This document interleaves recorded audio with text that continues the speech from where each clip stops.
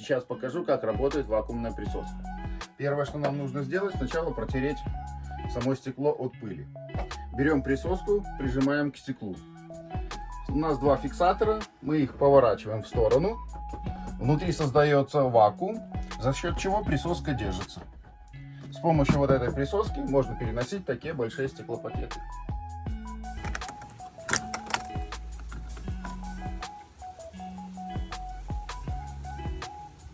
Вот так вот с помощью присоски легко снимается стеклопакет.